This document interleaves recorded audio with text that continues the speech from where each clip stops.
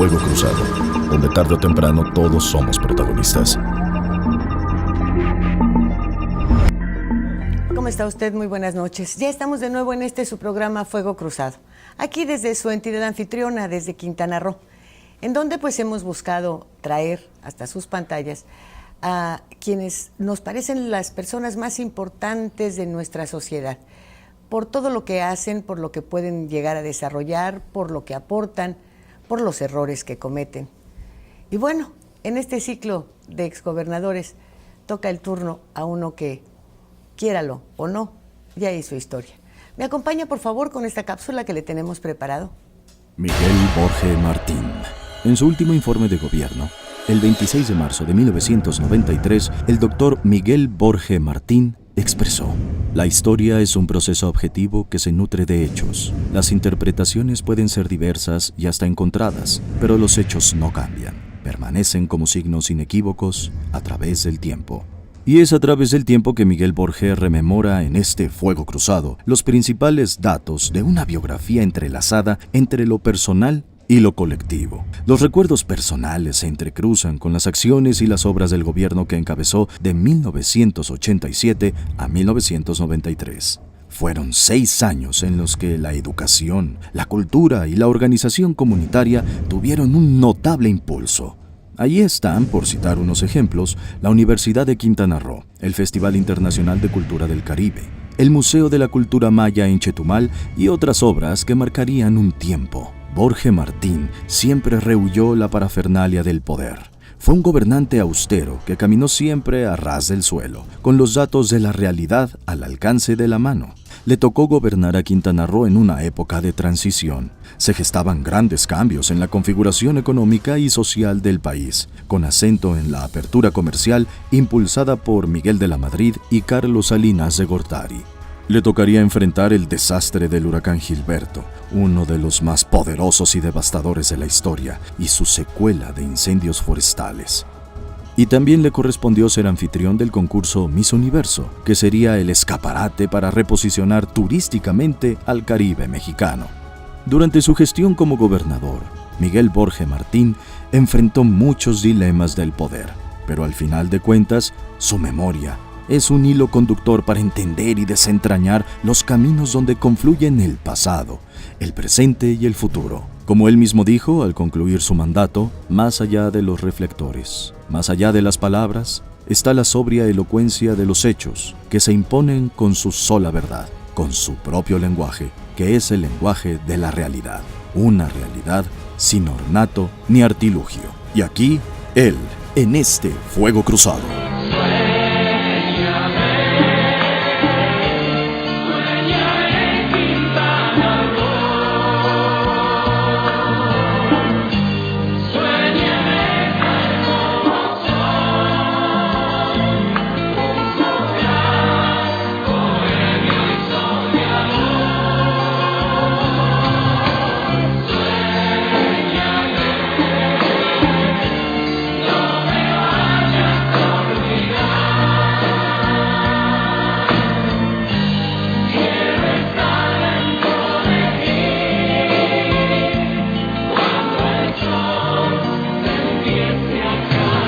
Esta noche, Jorge González Durán. Mi queridísima Lilia, aquí estamos esta noche, ¿Verdad? acompañándote. ¿Por qué demorado?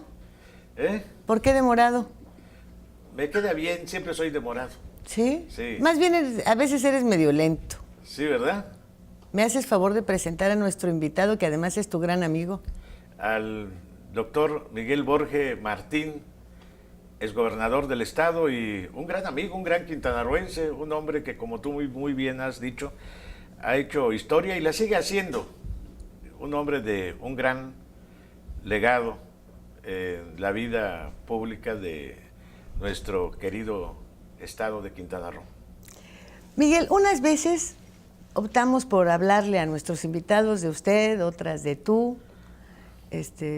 Algunos piensan que lo correcto es el usted, pero somos tantos años de ser amigos y de serlo antes de que fueras un funcionario público muy importante, después un gobernador, ahora un ciudadano con una moral muy alta, ¿verdad? ¿Te podemos hablar de tú? Desde ¿Sabroso? luego. ¿A gusto? No, desde luego, el usted se vuelve un hábito, ¿no? Y yo creo que el hablar, como nos hablamos nosotros, de tú, es pues ya una forma de Además, a nuestra edad ya habrá faltas de respeto. Así es, pero pues ya es una forma de relacionarse más amigable, ¿no? Más confiable, más... A esta edad, más ¿qué te sincera. faltaría al respeto, Miguel Borge? ¿Perdón? A esta edad, ¿qué te faltaría al respeto? No, nada. ¿Ya nada? Yo no exijo Bueno, porque hay respeto. una edad en la que una mentada de madre te falta el respeto. Otra No. en la que, bueno, pues No. tener los cuernos te falta el respeto, ¿no? Sí, A no, esta no edad, exijo, ya que nos no falta el exijo. respeto. Una proposición indecorosa. ¿Cómo cuál? No sé. o No, sea, a mí ya me la pueden hacer la que sea y la acepto. No importa si no hay lana de por medio. No, yo tengo la gran fortuna de que en mi vida diaria gozo pues del respeto y la consideración de mucha gente, ¿no?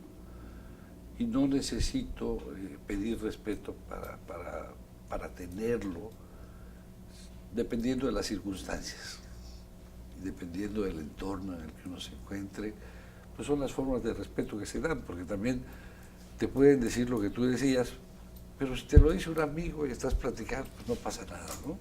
Claro. Que no pasa nada. ¿Cómo fue tu niñez? Pues hasta donde yo recuerdo, fue una niñez muy bonita. Alguna vez fuiste chiquito, ¿no? Porque Claro, ¿cuánto mides? No, claro que sí, claro que sí. Fue muy bonita, como la de todos los niños de mi generación, de ese Cozumel que tenía 2.000 habitantes. 1,000 habitantes tenía. 2.000 habitantes, probablemente cuando yo era niño, 2.500 ya de joven, 2.000 de adolescente. Y pues todos teníamos una niñez muy activa, con mucha libertad. Evidentemente podíamos jugar canicas en la calle, trompo, correr alrededor de la manzana, o sea, competencias de carreras, ir al parque, brincar, y no pasaba nada, simplemente uno tenía que llegar a su casa a cierta hora, y a esa hora había que llegar. Particularmente yo fui un niño bastante travieso, le costé mucho trabajo a mis padres. ¿Eras precoz o eras travieso? Travieso. Porque Era luego travieso. dicen soy travieso y le andan levantando las enaguas a las niñas. No, bueno, no. ¿Qué No. clase de travesuras, no? Porque Así hay, bueno, uno- hay. Así uno de todas, ¿no? Pero vamos, a lo que me refiero es que yo rompía un poco con el esquema de orden que pedían en la casa mis padres, ¿no? Era muy riguroso sus padres. Las formas eran diferentes en aquella época. Ahora los papás apapachan y te quiero y te beso.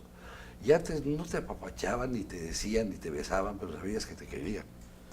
Y sabías que te estaban orientando para tu bien. Pero recordando un poco esa niñez, a mi hermano José, ya fallecido, jamás lo tocaron. Pero a mí sí me cintarearon muchas veces, porque me las ganaba también. Me las ganaba, ¿no? Y sí, pues mi madre era una señora del hogar, como las señoras de la época, y mi padre pues era muy exigente en cuanto a cumplimiento de lo que tú debías hacer como tu obligación de niño, de adolescente, ¿no? Y que además hiciera las cosas bien.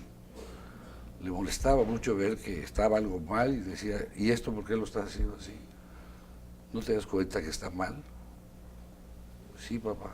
Y te das cuenta y lo sigues haciendo mal.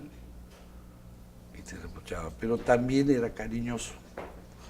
Finalmente mi padre fue un bohemio. Tenía que ser cariñoso y yo vivía anécdotas con él muy, muy bonitas, ¿no? Y de esa niñez cozumeleña de la que disfrutaste, a la que tienen ahora, no solamente en Cozumel, sino en el Estado, y bueno, en esta república que ya al paso del tiempo también conoces, ¿no te lastima la diferencia? No. Son tiempos distintos. Ahora las cosas son diferentes. Soy abuelo, ahora trato yo de demostrarle a mis nietos las cosas que yo hacía cuando era niño. Sí, pero como los ellos. entornos, ese Pero entorno de ellos- seguridad, ese entorno de libertad, Bueno, o sea, ese permitirte andar por las calles, jugar en las banquetas, y que te das cuenta que hoy va cada vez restringiéndose más Claro, hacia los niños. claro. Yo me supongo que no tenían ustedes necesidad de un club, no tenían necesidad de un deportivo. No. Tenían el mar, tenían Así es. los juegos, los Y, árboles, según todo. las temporadas íbamos, bueno, con otros amigos contemporáneos, 3 veces al día al mar, a las 6 de la mañana, a la 1 de la tarde. Entonces, 2:30. todo esto hemos visto cómo se ha venido restringiendo para la formación Porque han crecido de las nuevas nuestros núcleos de generaciones. población. Cuando yo te digo, corríamos, había un camión en Cozumel que llamaban La Torta, no sé por qué, y había otros 2, 3 vehículos, no había más. ¿Sí? El mar fue parte importantísima en el desarrollo de su visión del mundo. ¿El mar? El mar. El mar, sí. Sí. ¿Por qué?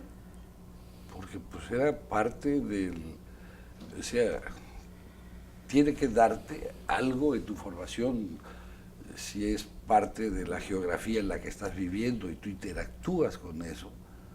Y cuando descubres Vas en no el solo a mapa de la nadar, República vas que... a pescar, interactúas con ese medio, entonces a fuerza, por fuerza tu formación, tu perfil sociocultural, tiene que tener algo que ver con ese mar, ¿no? Claro.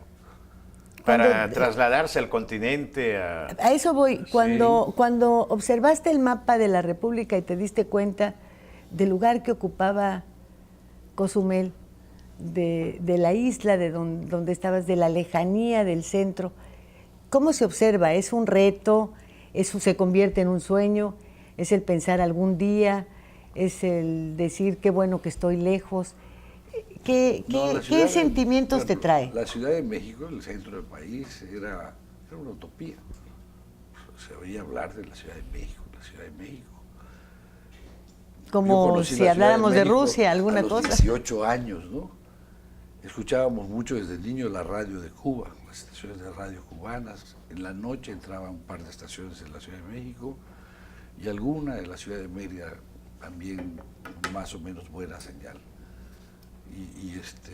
Pero la Ciudad de México, pues, sabíamos que éramos mexicanos y además yo creo que lo que yo viví en mi infancia en Quintana Roo y en otras partes del estado seguramente fue lo mismo, era ese México, una utopía, pero con un sentimiento de mexicanidad muy arraigado y sabíamos que nosotros éramos parte de ese país y supongo que esto se dio también mucho en la frontera norte, ¿no? Donde no llegaban al centro, pero ellos sabían que eran mexicanos y eran el valladar de nuestra cultura ahí en el norte.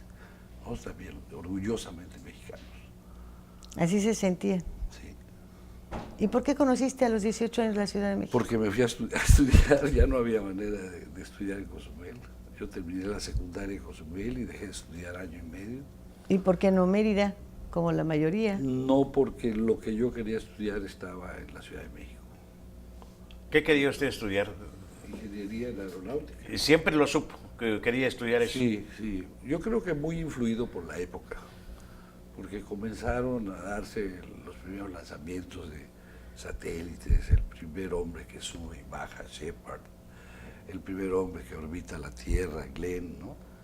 Y se comienzan a dar todas estas cosas, y más satélites, y la URSS, y la perrita Laika, y los soviéticos le llamaban cosmonautas y los americanos astronautas, ¿no?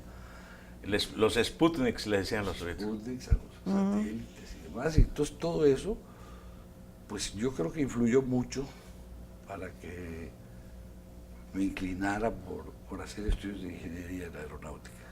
No, y luego decir, bueno, ya México está cerquita, mejor me voy a más lejos, ¿no? Y pudimos ir un grupo de 6 muchachos que no habíamos podido salir a estudiar en uno de los viajes, porque viajaba de vez en cuando a Cozumel el presidente López Mateos, se llevó a hacer una casa ahí. Lo fuimos a ver acompañados de nuestro profesor de civismo y le dijo al gobernador, que era el ingeniero Aarón Merino Fernández en aquella época, gobernador del territorio, señor gobernador, dele 6 becas a estos muchachos para que salgan a estudiar. ¿Quiénes Entonces, eran? No recuerdo todos los nombres, recuerdo. ¿Sí? Nunca fueron compañeros de cuarto ni Sí, nada. no, cada uno se fue por su lado, pero Lo que hicieron fue, después de esa instrucción del presidente, hacer una selección de quiénes eran los mejores promedios de la secundaria que no habían podido salir a estudiar, y éramos los mismos 6. Ah, fíjese, curiosamente. Curiosamente, yo recuerdo ese día, lo recuerdo porque mi padre almorzaba como a las 10:30, y me van a tocar para decirme, oye, Mikey, o así me decían mis amigos, Mikey, vamos a ver al presidente a ver si nos dan las becas para ir a estudiar. Y a esto le digo, mi papá me viene a ver para ver si voy al aeropuerto, y mi papá se quedaba así. Y pues mi mamá atendiéndola, y cuando mi papá se quedaba así, nadie decía nada, mi madre no abría la boca, nada. Entonces quedó y me dice, bueno, me dice, si te vas a estudiar, no pienses que vas a tener dinero. Si quieres hacer dinero, quédate aquí en Cozumel a trabajar en el comercio. Si te vas a estudiar, no vas a hacer dinero.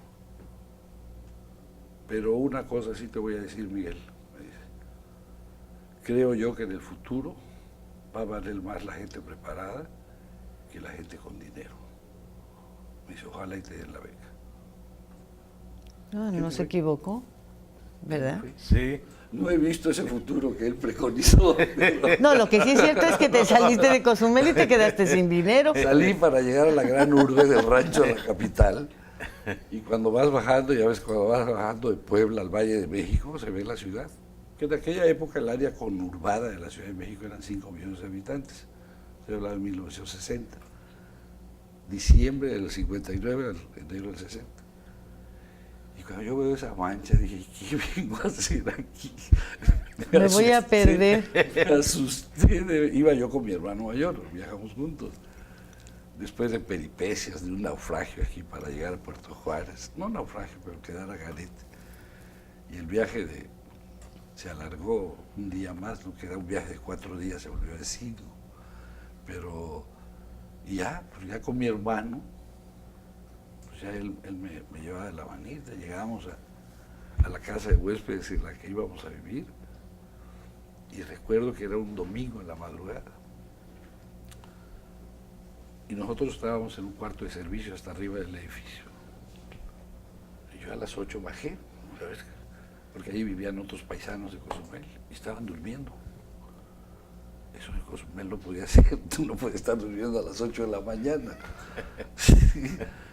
Y bajé a las 9 y estaban durmiendo. ¿Y esto qué pasa? ¿Qué les pasó? Se levantaban, ya estaban insertos en la cultura urbana de la Ciudad de México.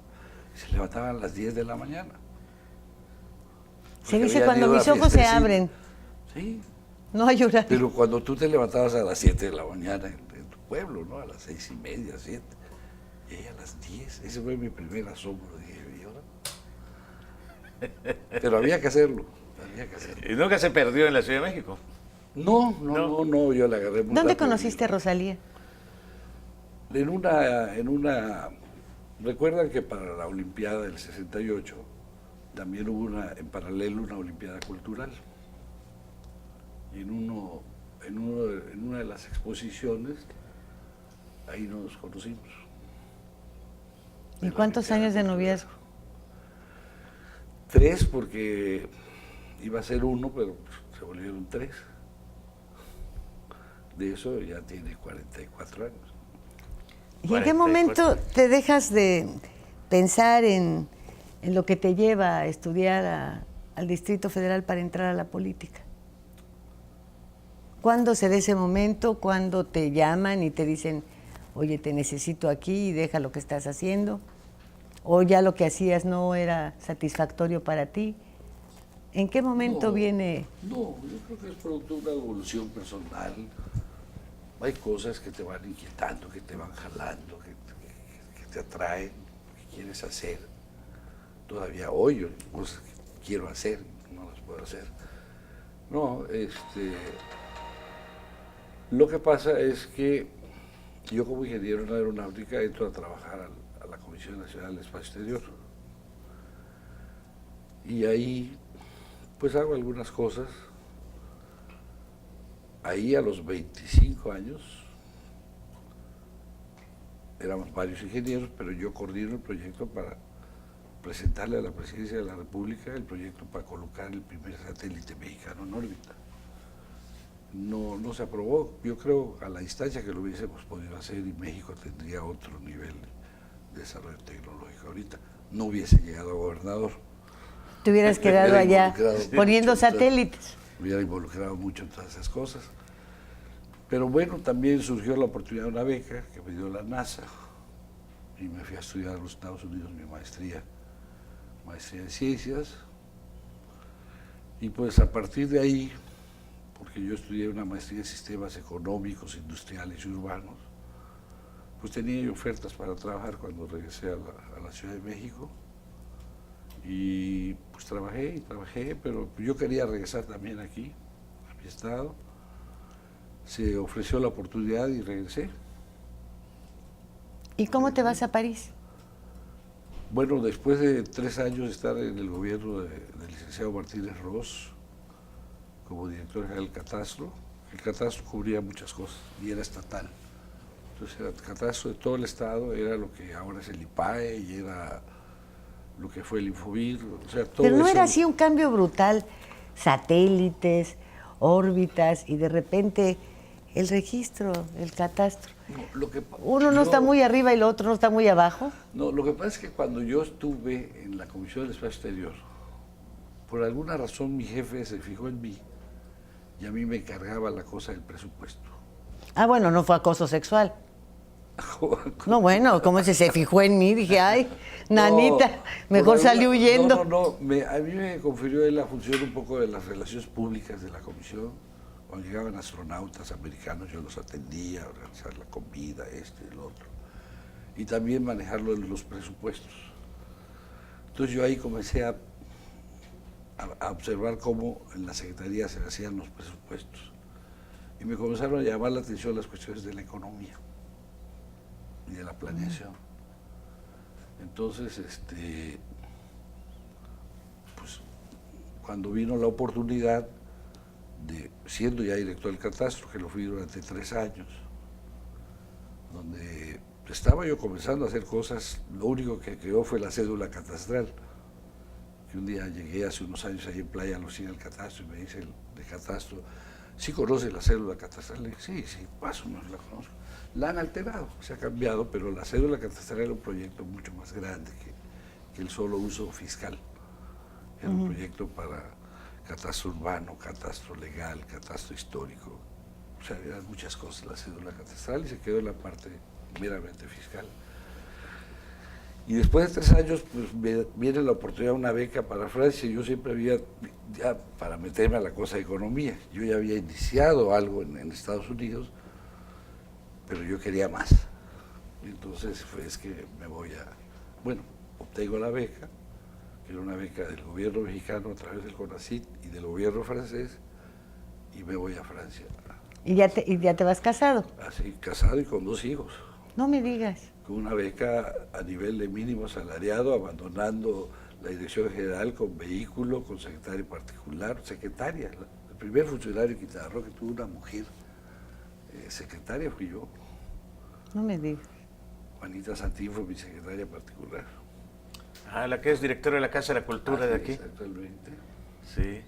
Y dejas vehículos, todo para ir a vivir como un mínimo asalariado ahí. Bueno, en esta etapa de tu vida en París, creo que la heroína es tu mamá. ¿Nos vas a platicar por qué después del corte? Sí. Enseguida volvemos.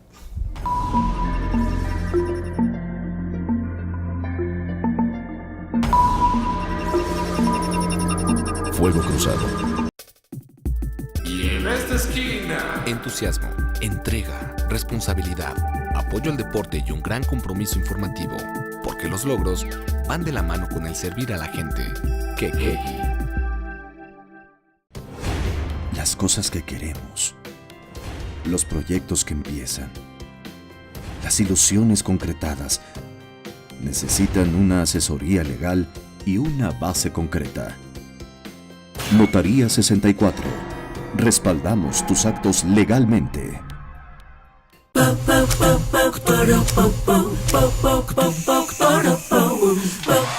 En Scissors encuentra encuentras la elegancia,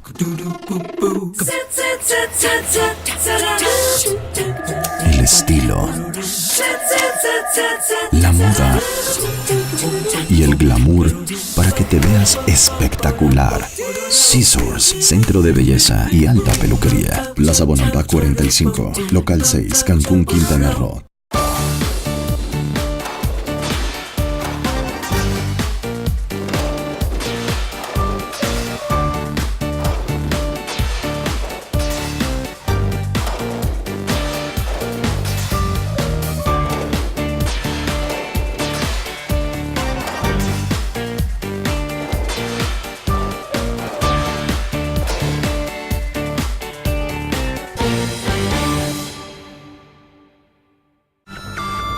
Todo el poder de la noticia en tus manos.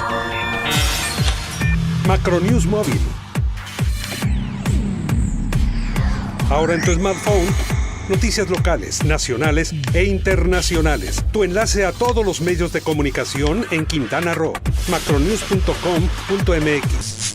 Vivir intensamente tiene un gran significado. En Hospital Americano tenemos más de 20 años en Cancún y con un excelente servicio médico. Área de urgencias, radiología y laboratorio las 24 horas. Visítanos en Retorno Viento 15 Supermanzana 4, teléfono 287-8022 al 29. En Hospital Americano, cuidamos lo más importante de tu familia. Mare Publicidad. Lleva tu mensaje a donde está la audiencia. Tenemos la mejor opción para publicitar marcas, productos y servicios. Contamos con 200 pantallas de alta definición en unidades de transporte urbano, instaladas estratégicamente para que todos los pasajeros puedan ver nuestra programación. Recorremos las principales rutas del centro y zona hotelera de Cancún y Playa del Carmen, ofreciendo un formato dinámico que se actualiza cada 24 horas y garantiza más de 80,000 impactos diarios. Forma parte de la innovación en publicidad. Anúnciate con nosotros. Mare Publicidad. Comunicación de alto impacto en el momento y lugar correcto.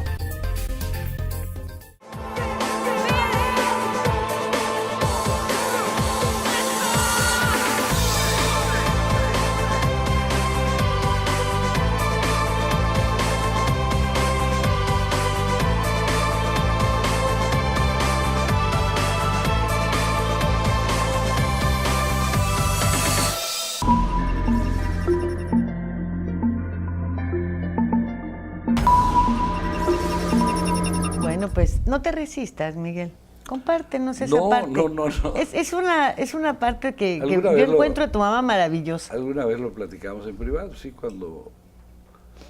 Sí, mira, ahorita estamos en privado, nadie nos ve, no te Creo que preocupes. no solo el fuego que se atraviesa aquí de vez en cuando, ¿no? Pero yo creo que la heroína de ese viaje, de esos 3 años de Francia, fue mi esposa, y luego les platico por qué.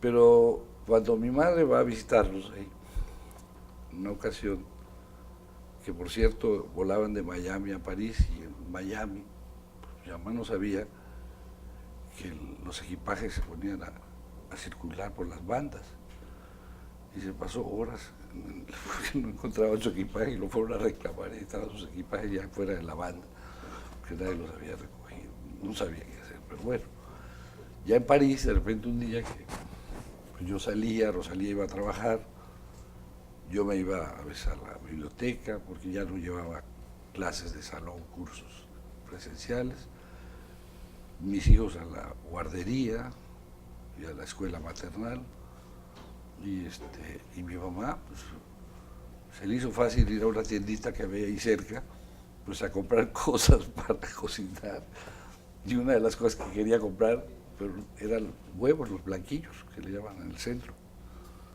Huevos de gallina, pero huevo es una palabra que es difícil de pronunciar bien, una cosa así, y cuando son huevos es de se, es así raro, ¿no? Pero pues ella ni sabía ni sabía de se. Entonces cuando llega dice, cuac, cuac, cuac, cuac, cuac, cuac, cuac, cuac, cuac. Es una viejita de 65 años, le valía su vida. Y ya le dijeron dónde estaba. Ya cuando llegamos ya nos había preparado bien la comida, ya vio todo lo que había y pagó, porque ella llevaba $, obviamente, y pagó y se los aceptaron. No, pero Rosalía tuvo que trabajar. Igual que en Estados Unidos, porque las becas no alcanzan. Y en Estados Unidos la NASA estaba muy preocupada porque la NASA me pagaba mi colegiatura y me daba $500 al semestre para libros. Claro, te pide calificaciones de A menos, A más, o sea, tienes que sacar buenas calificaciones. Pero la beca del CONACYT para parejas sin hijos no alcanzaba, era muy poquito dinero. Entonces Rosalía, en Estados Unidos, entra a trabajar a una escuela Berlitz. El problema para el permiso de trabajar no era como ahora, se complicó mucho. Aunque algunos amigos decían, no vayan a la oficina de migración porque no la van a dejar trabajar. No, fuimos y rápidamente la autorizaron. Ahorita es mucho más complicado en Estados Unidos que te autoricen. Estoy hablando del 71, 72. Y ahí ella conoce como alumna a una señora que hablaba alemán, que hablaba italiano, que hablaba inglés, que hablaba hebreo, que hablaba, ¿sí? Una señora judía, Mrs. Hilson, que quería aprender español. Con Rosalía, Rosalía escasamente habla español. Tiene su propio diccionario y vocabulario, ¿no? Entonces, me dice, ¿cómo se dice zipper en español? Cierre, ¿no? Pero bueno. Y esta señora nos ayudó mucho. No lo sabíamos, una de las 3 familias más ricas de ahí, de la ciudad de Providence, en donde vivíamos nosotros, en Rhode Island. Para que tengan una idea, tenían avioneta, tenían una casa de campo en un lago, con yate, una lancha, todo. Y sus hijos estaban estudiando, uno en California y otro no recuerdo en qué estado. Entonces, a Rosalía la adoptó, casi.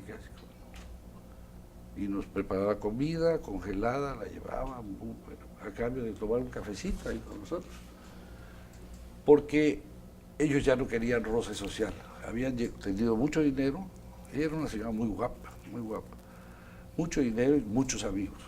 Tuvieron unos problemas de las industrias del señor, se les cayó el dinero y perdieron a sus amistades. Cuando volvieron a tener dinero, ya no quisieron saber de nadie. Amistades. Y en Francia, en Europa, Rosalía también entra a trabajar a la embajada como asistente del agregado científico y técnico de la Embajada de México en Francia, que era el delegado del CONACYT. Y Rosalía manejaba todo el programa de las becas, todos los muchachos estaban becados por el CONACYT, ella se encargaba de que se les pagara a tiempo, en fin, que estuviera todo en orden. Y eso ayudó mucho. En la economía de la familia, claro. Porque hicimos mal nuestras cuentas, lo hemos platicado con Jorge, o sea, yo dije, bueno, pues nos vamos a vivir como mínimo asalariados, nadie se ha muerto por ser mínimo asalariado, ¿no? Pero no tomamos en cuenta que ahí el mínimo asalariado es él y es ella, son 2 salarios mínimos, y que los niños tienen apoyo del Estado, en alimentación, en salud, en todo esto. Entonces un salario mínimo no alcanzaba, era muy complicado. Llegó veces que solo tomábamos agua porque teníamos que comprar la leche para ellos. Mis hijos cumplió 1 año y cumplió 3 años. Gabriel, Jorge Antonio 1 año, a los pocos días de llegar ahí. Entonces era muy, muy difícil. Ya estamos, bueno, ¿y cómo es que esta serie de situaciones difíciles, económicas, a enfrentar y fuera del país, no despertaron en ti ambiciones sin límite en lo económico cuando llegas al poder? Nunca me ha motivado no ha porque sido la mayoría piensa que como no tenías, pues de repente todo lo quieres tener, pero... No, mi reto ¿por qué no? Mi reto nunca ha sido económico. ¿No resultó ese tu reto? Yo creo que lo económico ha venido como consecuencia. Mi reto es hacer cosas, ¿no?, que me gusten. No, mi reto no es voy a ganar tanto, no. Nunca me he fijado esa meta, fíjate, ahorita que lo estás platicando, ¿no? Nunca, ni tampoco porque se dice que es parte del comportamiento de una persona que cuando le dicen, aquí hay dinero, y dice, ¿por qué yo no tengo ese dinero? ¿Sí? O quiero tener ese dinero. No tengo esa apetencia, no me mueve eso, no es el motor de mi vida, el dinero. ¿Qué lo mueve? ¿Qué lo ha movido? otras inquietudes vida pública. Cuando estuve en la Comisión del Espacio Exterior, estar haciendo cosas ahí. Cuando estuve aquí como gobernador, pues estar echando a andar programas, ¿verdad? Que ayudaran, coadyuvar con la educación y la cultura, la consolidación de la soberanía del Estado. Cuando estuve estudiando, hacer demostraciones que no se habían hecho, hacer cosas, y eso me mantiene ocupado. Bueno, así como en la semana anterior hablamos con Y Martínez a gusto, Ross. ocupado y a gusto. Haciendo lo que te gusta. Hablábamos de su registro ya en los libros de la historia del Estado, pues por ser el primer gobernador constitucional. El tuyo, he comentado muchas veces que pasarán 200 años y en el aniversario de la Universidad de Quintana Roo, pues se seguirá mencionando a su fundador, Miguel Borge. Un solo hecho, un paso por la historia. ¿Qué te dice? Bueno, la convicción que yo tenía era que necesitábamos contar con la universidad. Un Estado que no tiene una universidad, que no tiene un teatro todavía a la altura del Estado. Son cosas que nos faltan, ¿no? Nos faltan. Y yo me propuse, tuve la oportunidad en los 2 gobiernos anteriores a mí, de ver qué se había tratado de hacer y qué no se había podido hacer. Y eso a mí me sirvió de mucho. Entonces, cuando yo llego como gobernador, desde el nombramiento del secretario de Educación del Estado, que no fue muy bien recibido por los maestros, porque quería que fuese un maestro, tenían ellos esa aspiración, el nombramiento del rector, del secretario de Educación del Estado, que fue el doctor Enrique Carrillo, ya tenía que ver con mi proyecto de crear la Universidad de Quintana Roo. Después, la construcción de varios colegios de bachilleres. O sea, yo no podía permitir a la hora de plantear el proyecto a la federación que me dijeran, pero si usted no tiene egresados de preparatoria, ¿para qué quiere una universidad? Entonces, de entrada, luego, en los primeros años, a crear colegios de bachilleres. ¿Sí? Para tener matrículas suficientes. Para que no van a decir, no, sí, tenemos tantos colegios de bachilleres, tenemos tal matrícula de egresados de preparatoria que necesitan ir a la universidad. Y la última fue que querían que se hiciera una universidad tecnológica, que ahora existe. Y recuerdo que el secretario de Educación insistía en su universidad tecnológica y le dije, a ver, no. ¿Quién era entonces el secretario de Educación? Manuel Bartley. Y mira, Manuel, yo soy politécnico. Tenemos 3 tecnológicos. Y lo que necesita Quintana Roo es una universidad. Bueno, se convenció y luego hubo una cosa ahí que sucedió que parecía que no se había convencido bien cuando todos sus asesores en educación superior nos apoyaron para el proyecto de la Universidad de Quintana Roo, ¿no? La NUYES y otras universidades. Y pues salió bien, se pudo lograr. Hubo mucho apoyo del presidente Salinas de Gortari, tengo que decirlo, para que se hiciera realidad la Universidad de Quintana Roo, porque también hubieron quienes no querían que se hiciera la Universidad de Quintana Roo. Cuando se asume el poder... Pero cuando él golpeó el escritor y dijo, se crea la Universidad de Quintana Roo en su oficina en México, se crea. Quedó listo. No estaba yo ahí, me lo platicaron. Cuando se asume el poder, se piensa en dejar un legado, en pasar al registro del libro de la historia del Estado, o se piensa en 6 años de ejercicio de poder. ¿En qué se piensa? ¿Tú pensaste, voy a construir la universidad como necesidad y también para que permanezca mi nombre, para que no se vea mi paso inútil? ¿No? Si tú te das cuenta, si ustedes, Jorge, se dan cuenta, en todas las cosas que son obras físicas que se hicieron durante mis 6 años, estuvo prohibido que mi nombre apareciera en ninguna placa, y no aparece. Las cosas que se inauguraron cuando yo fui gobernador, dice inaugurado por el presidente de la República y el gobernador. El presidente se ponía su nombre y el gobernador del Estado. Y el que quiera averiguar quién era el gobernador, que vea la fecha y averigüe. Estaba prohibido mi nombre. Sí, es cierto, ese es un detalle muy importante. Prohibido poner mi nombre. No. Bueno, pero sin quererlo, te repito, tendrán que mencionarlo en cada aniversario de la universidad, eso es. Eso sí, estaba implícito, ¿no? ¿Quién te dice a ti, usted va a ser el gobernador de Quintana Roo? ¿El partido, el presidente? El partido. ¿Pedro? ¿Quién? El partido. Es una anécdota bonita, no sé si se las he platicado, que pues ya estaba el bullicio de que venía el destape famoso, y un grupo de amigos de Cozumel se fueron a la Ciudad de México. Yo había quedado de comer con ellos en un restaurante X, el Adonis, no X. Y resulta que era el cumpleaños de un colega senador y nos vamos a comer al Centro de Banqueros, que es un edificio que era el Centro de Banqueros, el Centro de Banqueros no sé qué tiene, pero así le llaman. Y pues ya no voy a la comida. Y le hablan a mi esposa, a Rosalía, y le dicen, ¿qué pasó? Pues no sé. Luego yo estoy allá y entonces un señor que se llama Jorge de la Vega Domínguez, que era presidente del Comité Ejecutivo Nacional del PRI, habla a la casa y mi hijo contesta, estaba chico. Se corta la comunicación, vuelve a marcar. Y ya contesta Rosalía y le dice, estoy buscando a su esposo, señor. Lo espero a las 5:30 de la tarde en mis oficinas. Soy el licenciado Jorge de la Vega Domínguez, y Rosalía se despista, no sabe exactamente de quién está hablando. Le dice, ya tendré mucho gusto de saludarla personalmente, más adelante. Y Rosalía a localizarme, y resulta que la extensión del restaurante donde estábamos nosotros, el salón, no servía.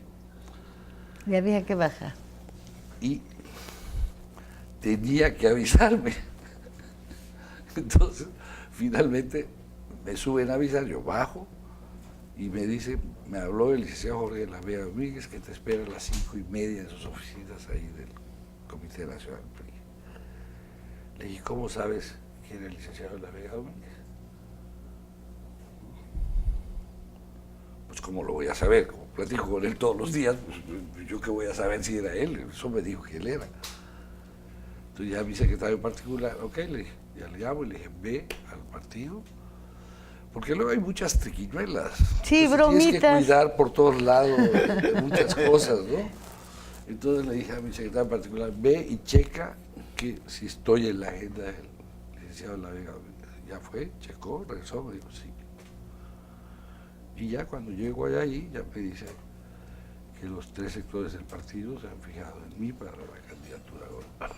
Pero ya te habían soplado por ahí, tú puedes ser, ¿no? No.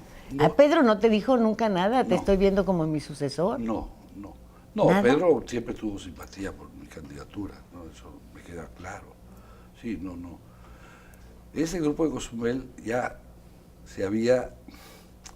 habíamos quedado en que cenábamos en el Suntory, en la colonia del Valle. Ya le dije a mi esposa que fuera al Suntory.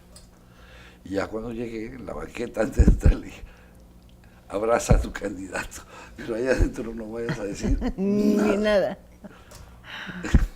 Nada, muy apasionante todo eso, ¿no? ¿Y el presidente se lo dijo después o ya no? Ya... Hasta después platiqué con el presidente, ya siendo candidato. El presidente era el licenciado Miguel de la Madrid, de todos mis respetos, que muchos dicen que era un tecnócrata. El presidente de la Madrid era un constitucionalista, ¿sí? Y era un hombre de mucha sensibilidad humana y social, no era a mi gusto, ¿no? Hasta donde yo lo traté. Y ya ven que él tuvo sus postulados, creo que eran 7 puntos, y uno de ellos era la renovación moral de la sociedad, ¿se acuerdan? Sí, claro. Y yo cuando me reúno con él le dije que voy a apoyar los otros que traía él, pero que esa renovación moral de la sociedad, le dije, nosotros somos una sociedad muy joven, no tenemos mucho que renovar, señor presidente, y además creo que es traer al presente algo que va a llamar la atención de que vamos a renovar moralmente esta sociedad, y ese pues me gustaría no manejarlo. Me dijo, tiene usted razón. Y yo no manejé ese renovación moral de la sociedad dentro de los postulados que manejaba. Yo manejé mucho el postulado de la participación ciudadana. Ese era mi postulado fuerte. participación ciudadana. Se Bueno, llevó a y la es ley que- inclusive, ¿no? Se Sí, hicieron. claro. Sí. Yo creo que en algunos puntos hablar de renovación moral, pues era echarle salitre al anterior, Pues sí. y bastante. Sí, No pero como tenías te que decía, hablar pero mucho. como era esta una No, sociedad pero muy ya se joven. veían a nivel federal, Claro, así es. Sí, así en el es. panorama, en el panorama En federal. Quintana Roo, global, no, en el contexto local, Claro. eso no iba a decir nada. No. Sí. Nos vamos al corte. Vámonos, sí.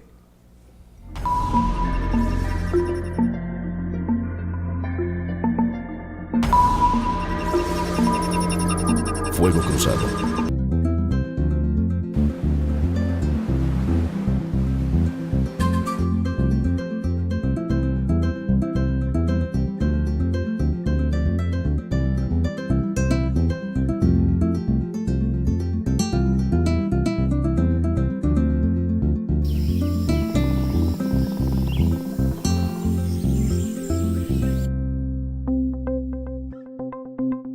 Quintana Roo vive. Las cosas que queremos, los proyectos que empiezan, las ilusiones concretadas, necesitan una asesoría legal y una base concreta. Notaría 64. Respaldamos tus actos legalmente.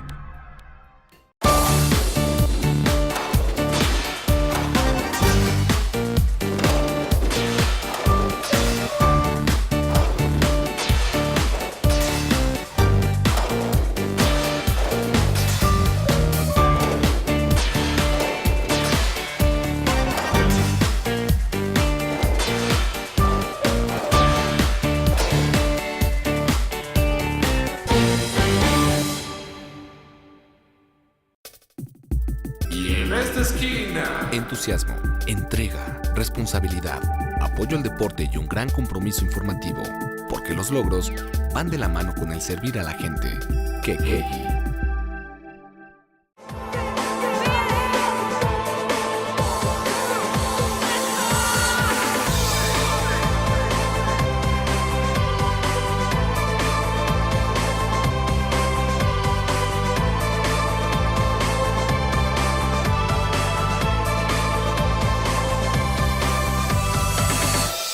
Vivir intensamente tiene un gran significado. En Hospital Americano tenemos más de 20 años en Cancún y con un excelente servicio médico. Área de urgencias, radiología y laboratorio las 24 horas. Visítanos en Retorno Viento 15 Supermanzana 4, teléfono 287-8022 al 29. En Hospital Americano, cuidamos lo más importante de tu familia.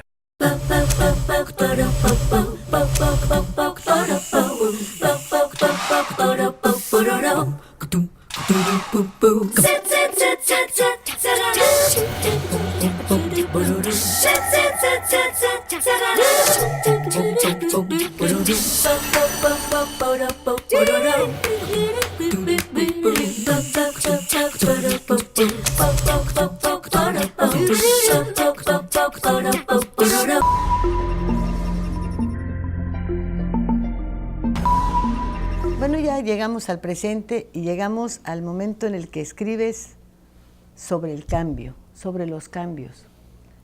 ¿Cuáles son esos cambios que visualiza Borges?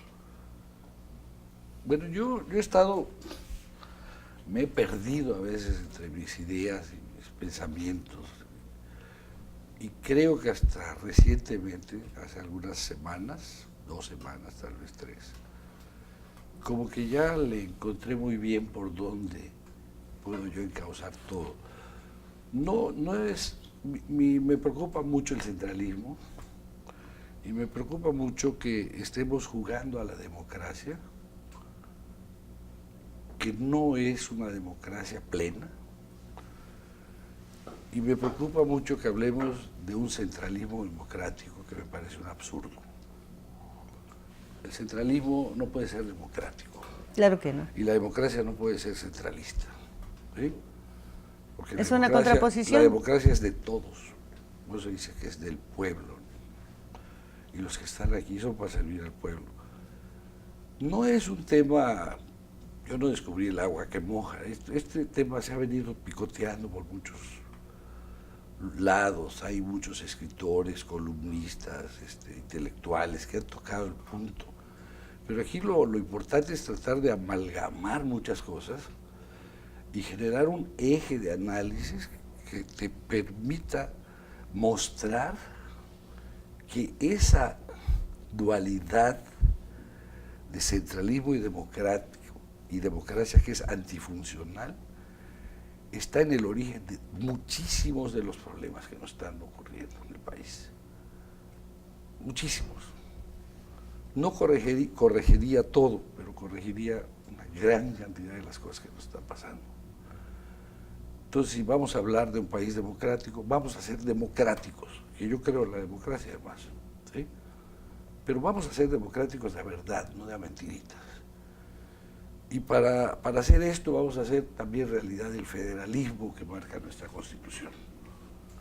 De otra manera nos vamos a seguir pasando el tiempo en un país de mentiritas, en donde cada vez más, sobre todo después de cada proceso electoral, sea estatal o federal, se desgasta la imagen institucional y se pierde el ánimo democrático.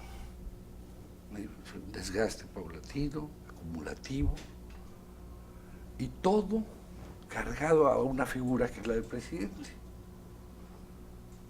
Si en otro país, voy a imaginar nuestros vecinos, Estados Unidos, puede ser Francia, ocurre algo, porque han ocurrido cosas donde alguien mata 40 personas y todo, el problema no se va al presidente. Aquí todo se tiene que ir al presidente. Porque él concentra además todo el poder. Y ahorita las policías únicas que van a ser, yo creo que sí van a ser un remedio, pero no debieran serlo, el mando único va a cargarle más responsabilidades al presidente. ¿Sí? Lo va a recargar de responsabilidades. Sí, lo puede recargar de poder, pero también de culpas, ¿verdad? Sí, claro. Imagínate que el alcalde de Nueva York no tiene control sobre la policía de Nueva York. O el alcalde de Los Ángeles no tiene control sobre la policía de Los Ángeles. Está cañón, ¿no? Pero todo eso se puede dar si nosotros realmente rehacemos el sistema federal y democrático de este país. Y de participación ciudadana quizá también. Está implícito en la democracia, Jorge. Claro. Ahí está. Una democracia que yo llamo activa. Pero cada día la gente se ausenta más de los procesos electorales. Lo único que nos quedó de la democracia es contar votos. Lo único. No, la democracia no se extingue ahí.